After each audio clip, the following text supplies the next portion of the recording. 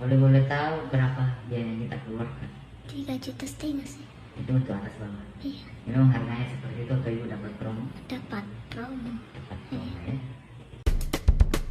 Perhatian, bel dan vinir adalah tindakan yang menggunakan alat bahan dan prosedur medis. Tindakan ini membutuhkan kualifikasi seorang dokter gigi yang memiliki kompetensi dan izin praktik. Jika kamu masih saja bandel ingin melarisi usaha-usaha ilegal para tukang salon, harap siapkan mental, fisik, waktu, dan finansial yang cukup untuk merasakan dampak buruknya di kesehatanmu. Ujung-ujungnya kamu perlu ditangani oleh dokter gigi juga dalam kondisi yang sudah parah.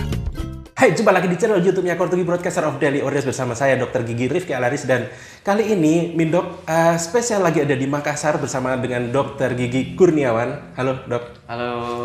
Dan kabarnya nih di Makassar ini masyarakatnya itu mampu dan mau untuk membayar mahal untuk sebuah veneer. Sayangnya adalah veneer abal-abal. Beliau ini adalah dentis di klinik gigi Gimu Dental Care. Betul ya, Dok? Betul sekali. Nah, Gimu Dental Care ini artinya apa nih? Sebenarnya kita lebih ke gigi dan umum. Gigi dan umum, bukan gigi mundur. Bisa gigi mulut, bisa ada juga gigi dan umum. Jadi kirain klinik gigi dan umum. klinik gigi dan umum, kirain gigi mundur R.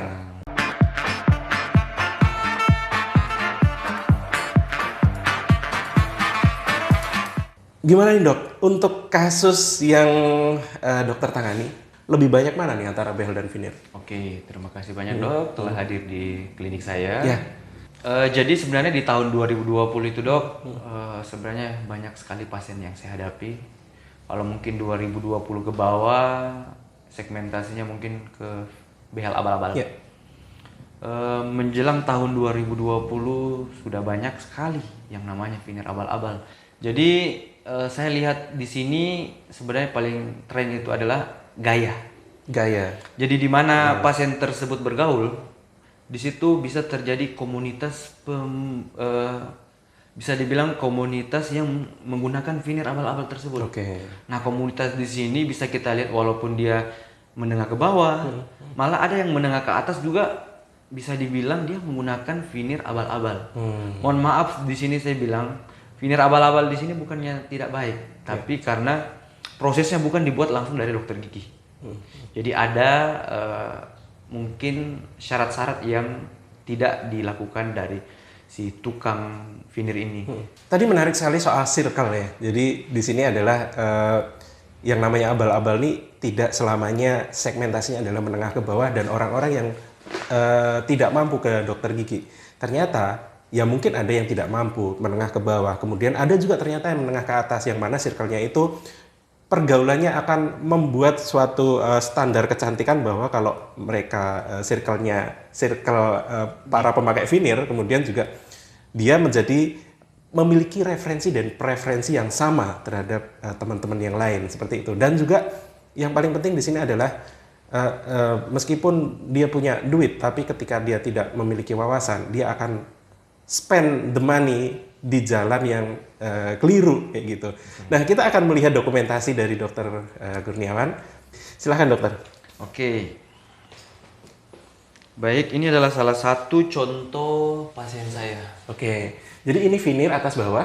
Veneer betul atas bawah ada 16 gigi. 16 gigi dan ini kondisinya waktu di foto veneernya sepertinya udah nggak lengkap ya. Ya betul. Jadi keluhan pasien di Gimana? sini kita bisa lihat ada yang lepas, Oke. ada yang tidak lepas. Jadi dia pasang kurang lebih 2 bulan.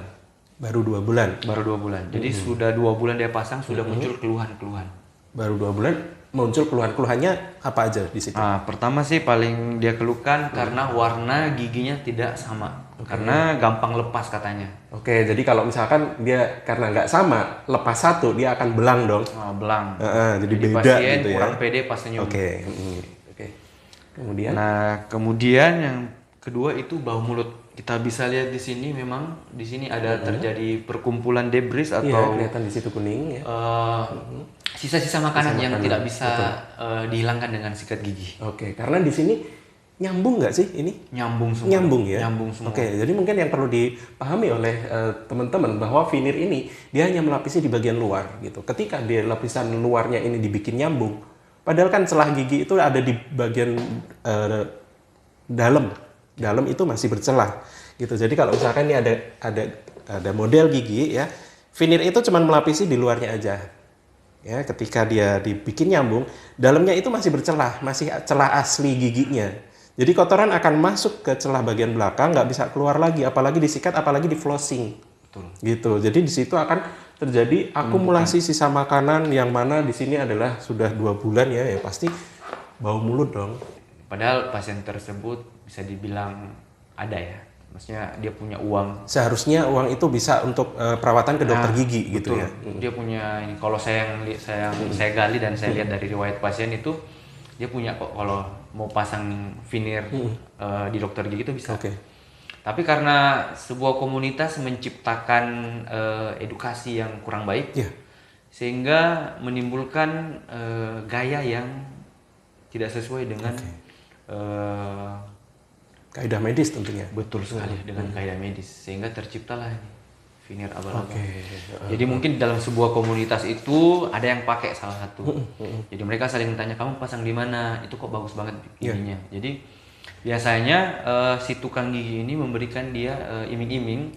Kalau kamu dapat pasien 1 atau 2, kamu akan gratis. Wih. Jadi kamu saya pasangkan dulu gratis, cukup kamu bawa. Afiliator veneer Oh, dong. betul, dia semacam MLM. Betul sekali. Dan misalkan nih dia punya komunitas tuh. Jadi hampir semua dia pakai. Hampir semua dia pakai. Dia pakai terus semua keluhannya begitu. Oke, the power of reference group. Jadi ketika itu grupnya itu memiliki referensi dan preferensi, ketika dia tidak pakai sendiri, dia merasa bukan grup dia kayak gitu. Dan saya juga punya pengalaman bahwa grup-grup seperti ini, sosialitas seperti ini, itu bahkan mereka mengadakan arisan. Entah itu arisan behel, entah itu arisan veneer. Jadi ketika dia mengumpulkan uang secara kolektif, kemudian nanti diundi ya. Kemudian siapa yang mendapatkan pasang veneer untuk yang pertama seperti itu. Oh, jadi dia kayak arisan gitu. Arisan, jadi udah jadi bagian dari sosialita gitu loh. Luar biasa. Gitu. Dok, ya. Nah, saya penasaran, beliau ini usia berapa sih? Usianya kurang lebih 30 tahun. 30-an. 30-an. Oke. Di sini nanti mungkin saya tampilkan ada tanya jawab saya sama pasien. Oke, iya. Yang memotivasi dia pasang veneer. Baik. Jadi ini dok, saya punya rekaman. Ya. Jadi rekaman ini saya buat atas kesepakatan antara pasien dan Ya, dokter. seizin pasien gitu ya. Betul. Jadi kita tampilkan untuk memberikan edukasi kepada masyarakat bahwa ini adalah salah satu korban Oke. dari veneer abal-abal. Saya mau tanya ibu, sudah berapa lama pakai veneer? 2 bulan lebih. 2 bulan. Iya. Boleh tahu apa alasannya pakai veneer? Untuk mempergaya. Selain itu tidak ada. Selain itu. Iya, karena kan ini kan bukan untuk memperbaiki. Malah rusak Iya. ya? Jadi sebenarnya untuk gaya-gaya ya? Gaya-gaya sih. Untuk terlihat. Cuma ini kalau terbuka kelihatan kuning, baru yang pinggir-pinggirannya juga banyak yang kuning-kuning kayak sisa-sisa makanan begitu. Oh, jadi banyak sisa makanan Iya. lengket. Boleh tahu berapa biaya yang kita keluarkan? 3,5 juta sih. Itu untuk atas bawah. Iya, Memang harganya seperti itu atau ibu dapat promo? dapat promo Dapat promo ya. Kemarin pasangnya di mana? Di rumah, di hotel. Di hotel. Jadi pas pemasangan itu ada berapa orang yang kita? Banyak sih, tapi kayak dikasih jam sekian nih ini kayak antri-antri begitu. Oh, jadi dia kayak reservasi begitu. Iya. Bagaimana suasananya pas pengerjaan? Apakah seperti ruangan dokter gigi? Bisa kita gambarkan sedikit suasananya pas pemasangan? Kalau pemasangannya sih kayak bagaimana kayak beda lah kalau dia dokter gigi kan, kalau dia kan semacam kayak orang yang kayak praktik-praktik begitu. Baru kalau sudah dipakai tebal sekali di gigi, baru kayak lain-lain lah kalau kita makan, enggak pak, pokoknya. Oh, ini proses pembongkaran. Betul.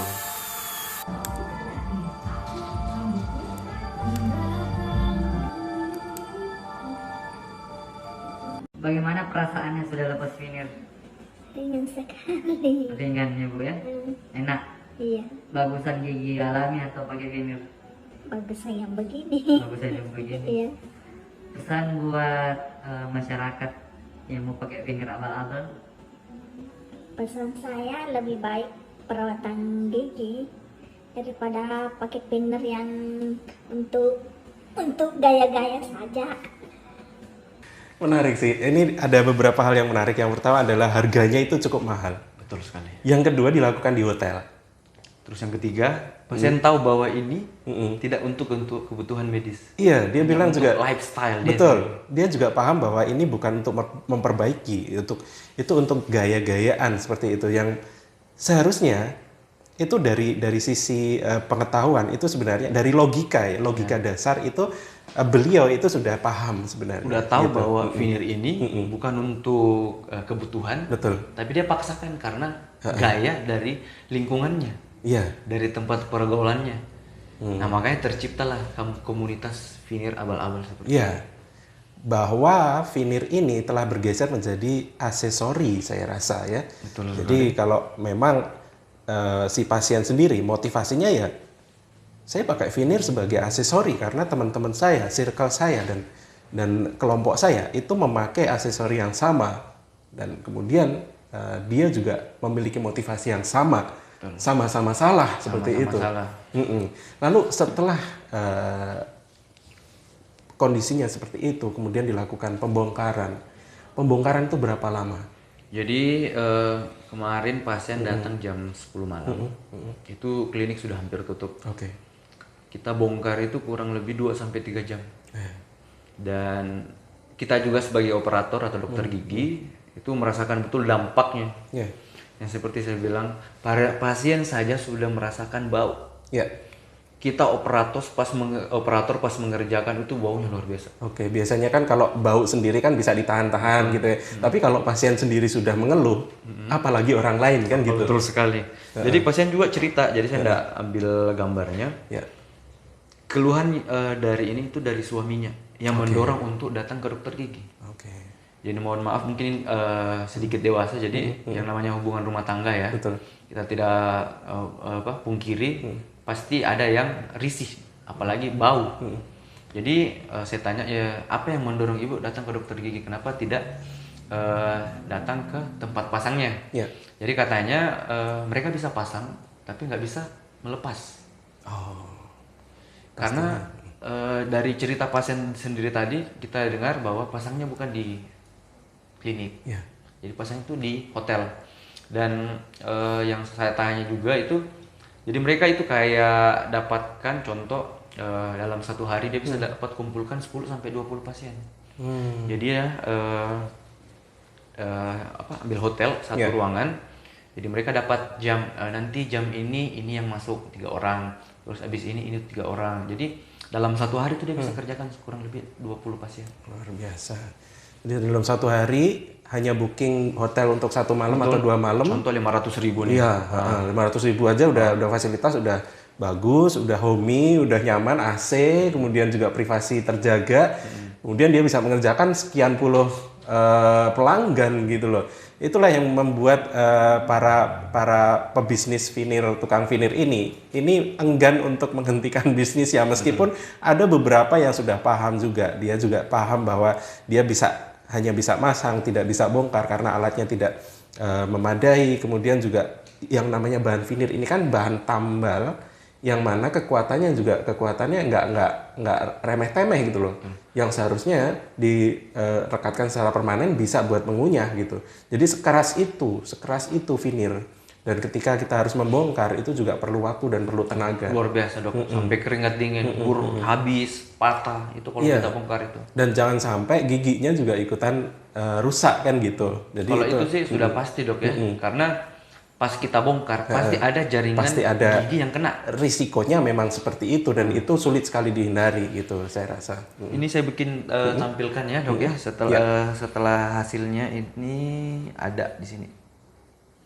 Ini hasilnya setelah kita lepas. Oke. Jadi sebenarnya giginya pasien itu bagus, masih bagus sekali. Cuman kalau kita lihat agak sedikit berantakan apa ya, berjejal ya.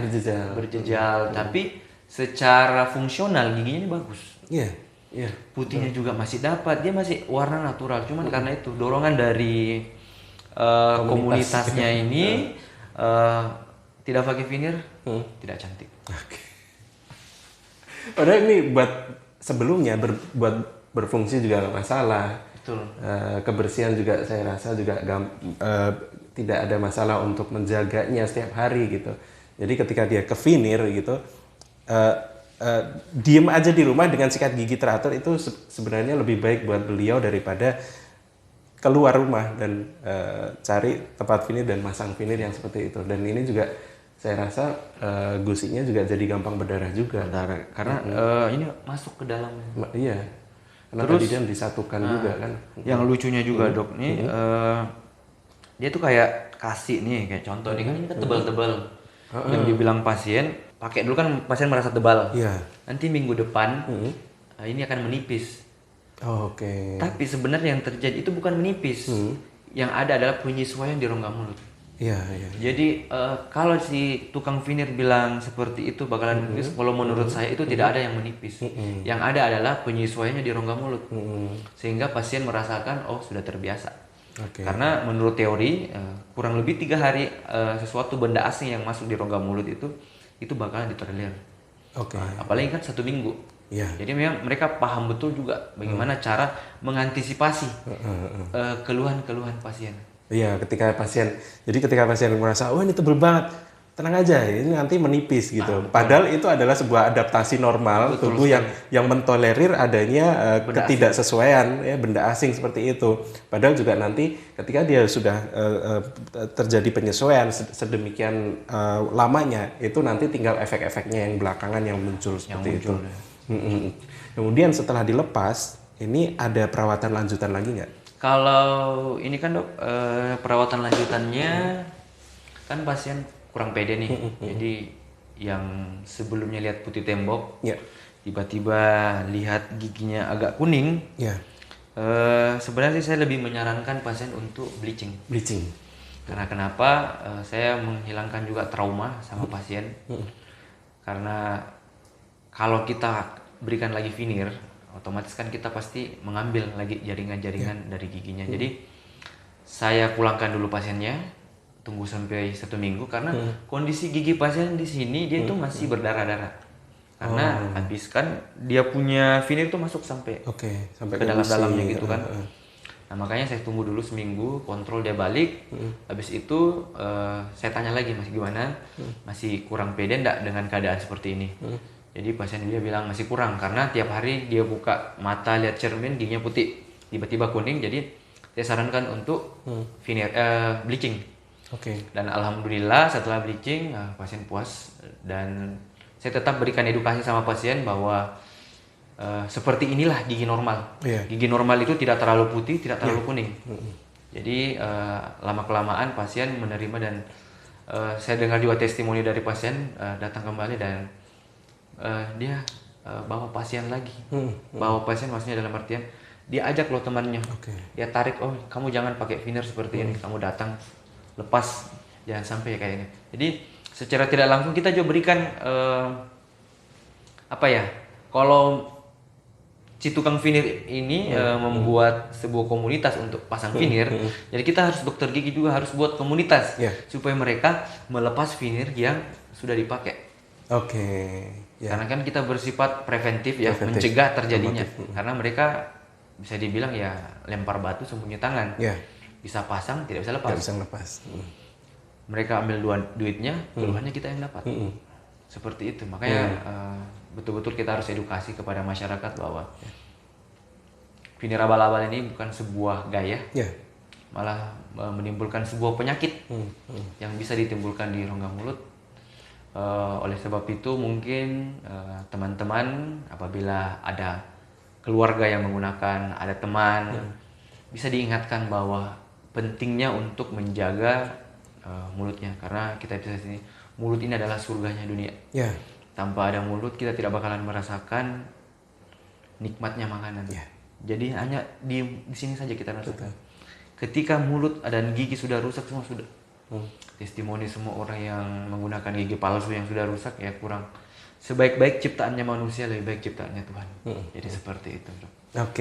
Challenge buat dokter gigi adalah bahwa ketika kita berurusan dengan reference group atau grup komunitas yang mana di situ menyebarkan sebuah tren yang salah, maka ketika kita berhasil mengambil hati satu orang saja, itu juga nanti kita berkewajiban untuk mengedukasi satu orang itu agar nantinya menjadi sebuah trendsetter di grup tersebut. Dia bisa meluruskan teman-temannya, bisa membawa teman-temannya agar ke jalan yang benar. Dan betul sekali tadi, menarik sekali bahwa dengan hanya dari rongga mulut saja kita bisa merasakan nikmatnya segala hal.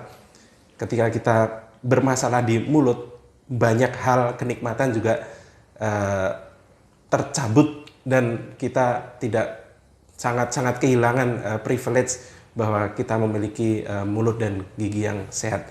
Oke, seperti itu Dokter Kurniawan. Terima kasih untuk share kasusnya. Semoga bisa menjadi sebuah pelajaran untuk kita semua. Oke, kita ketemu lagi di sesi yang berikutnya. Tetap berwawasan dan tetap waspada. Bye.